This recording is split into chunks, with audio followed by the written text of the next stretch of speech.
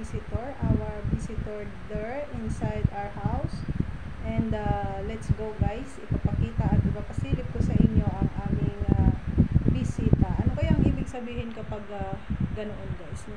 Kapag ganoon na may bisita kang ganito, ano kaya ang ibig sabihin?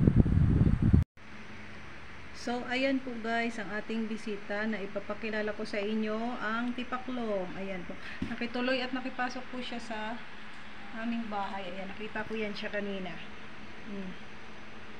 Tipaklong. So huhulihin ko yan siya at ilalagay ko sa labas guys, kasi hindi siya pwedeng mag-stay ng matagal dito sa loob, kasi pag mag-stay yan baka mamatayan siya. So talagang kailangan ay nasa labas po yan siya. So ilalagay ko yan siya sa labas, huhulihin ko siya, hawakan ko siya ng wag lang akong magulat guys, kasi pag magulat ako hindi ko yan mahuli, hindi ko yan malagay sa labas, hindi ko yan madampot siya. So dapat hindi ako magugulat ba. Ayan, tipaklong yan ang ating bisita guys. Ayan ang ating bisita. Ayan, grasshopper, green grasshopper, very beautiful. Ayun, 6 yung kanyang legs, 2, 4, 6 ang kanyang legs.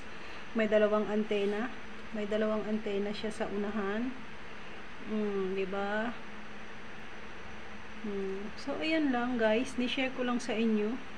Yan, ano ba ang ibig sabihin guys? So siguro naligaw lang to dito, kasi pagbukas ang pintuan ba guys, pagbukas ang pintuan o kaya ay bintana, andyan siya, talon-talon siya dyan, talon-talon. Ayan, tumalon siya, pumasok.